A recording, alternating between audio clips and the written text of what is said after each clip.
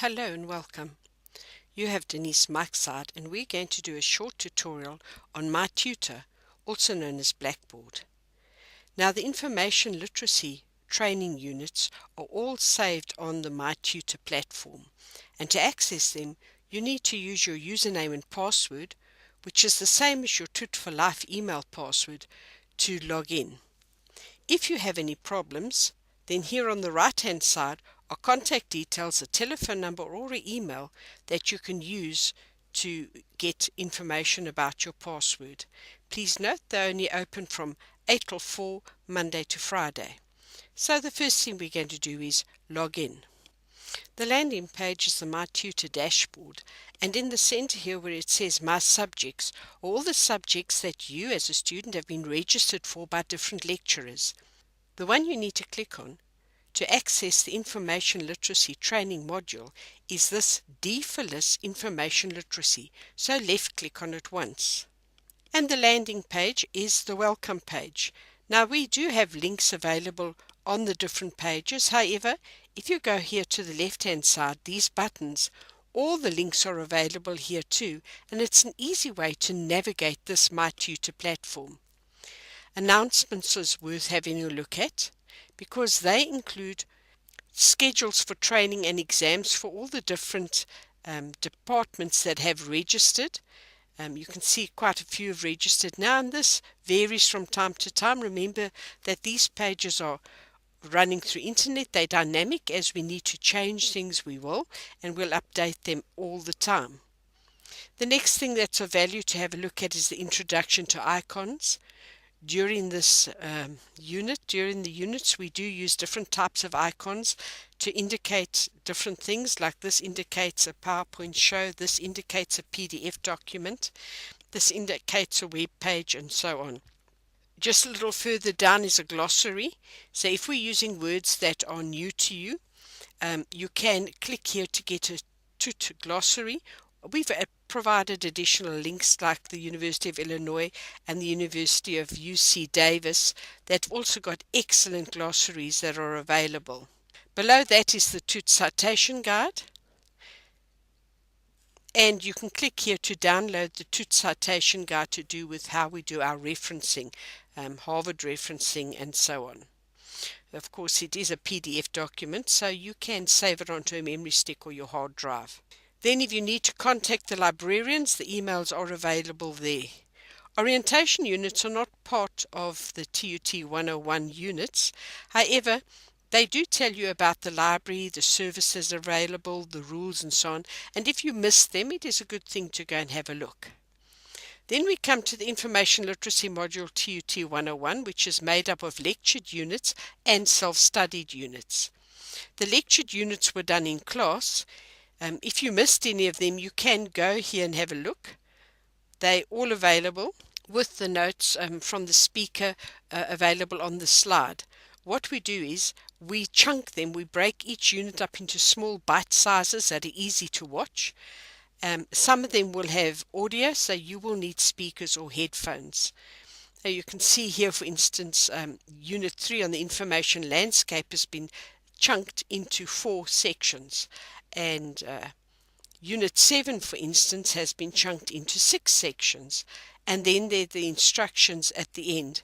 Once you've completed the lectured units, you will have to write an exam. And this exam, once written, will then activate the self-study units. You will not be able to see the self-study units if you haven't written the summative test lectured that you find over here. The schedule will tell you exactly when this will be released for your particular diploma, which date, which time, and so on. The one thing I do want to tell you about these summative tests is they only run for 1 hour. After 1 hour, they shut down. They have to be done in one sitting. So once you start it, you have to finish it. Okay, so now we presume that you've done this, you've done the lectured unit, you've done your revision, you've written the summative test, and you've got onto the self-study units. You can activate it simply by clicking on it. Notice here it says notice no content showing. This will only appear if you haven't written the exam. If you wrote the lectured unit exam, you will be able to see the rest of the information underneath. It does tell you have approximately 4 weeks to complete the self-study section of this module, and please go and read this because it's got important information. So there are 4 units that are done by yourself: self-study, databases, searching, evaluating, and using. And a lot of what you learnt in the lectured units will now be captured here, and you're going to have to show us that you can apply what you've learnt in theory in actual practice. So let's have a look at the database one. Once again, this person has obviously done the exam because the content is showing. Please note most units come with an introduction and outcomes. Outcomes are very important because with the outcomes is what you have to know or be able to do. And you will be tested on these outcomes. So you must make sure, for instance, you can distinguish between different types of databases.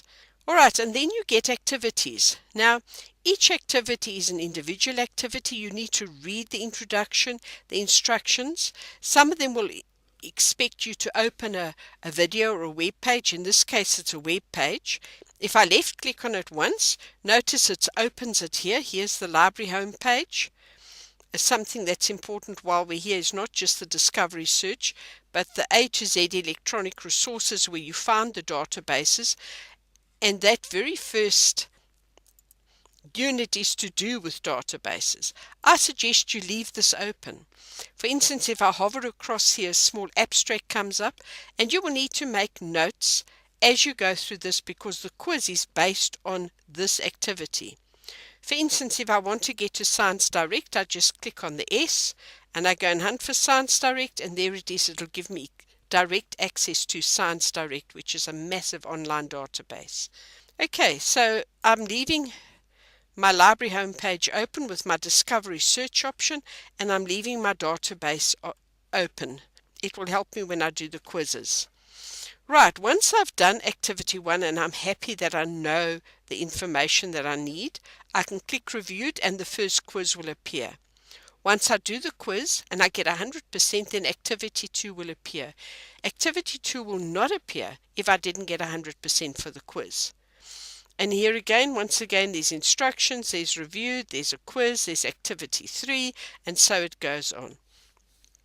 This is quite an interesting activity because for this activity, you have to watch this video and make notes because the quiz will be based on what you saw in the video, and there might even be questions in the exam that is based on what you see in the video.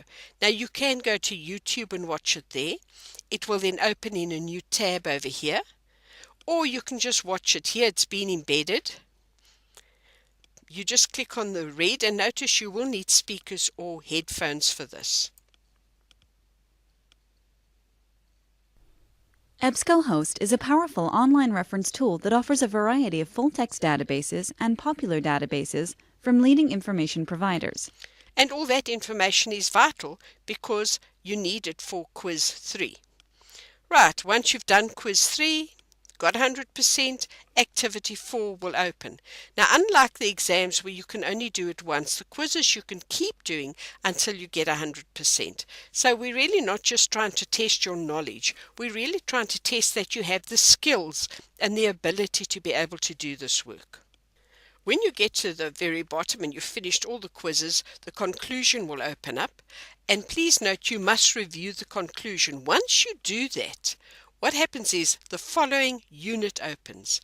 So up to then you would not have been able to see searching.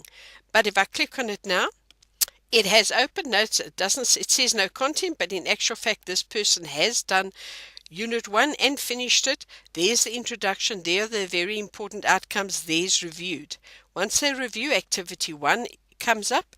Again, it's got a video that has to be watched and how search engines work. You need to know that. You need to know how scholars work. Google Scholar works. You need to review it. And then activity 1 quiz will appear. Now you notice there's nothing further. That's because for two things. Either this person hasn't got 100% for this quiz, or they haven't done the quiz. Once they do the quiz and the activity opens, then they will be able to continue. There's just one more thing that I want to show you. For instance, this is now the self-study unit for evaluating, and the activity asks you to please go and have a look at this page, this web page, and this web page. Read them and compare them one with another, and you need to read exactly why you must do this, what they want you to determine, and once you've done that and you click review, then the quiz will activate.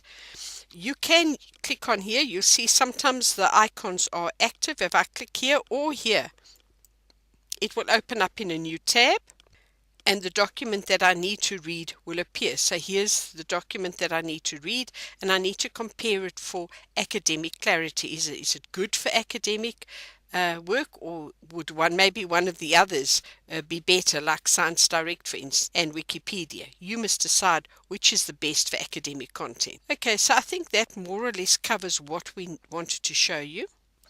Once you've finished everything, you were going to go and do the summative test, exactly the same as the first exam. Opens up for specific dates, stays open for 60 minutes, and you need to complete it. At the end of the course, you may be asked to evaluate the trainer or evaluate the content or the course, how you found it. And we would really appreciate it if you could be honest and give us some ideas about what you feel could be improved, what we could add, what you really liked. It will make a difference. Thank you so much for watching.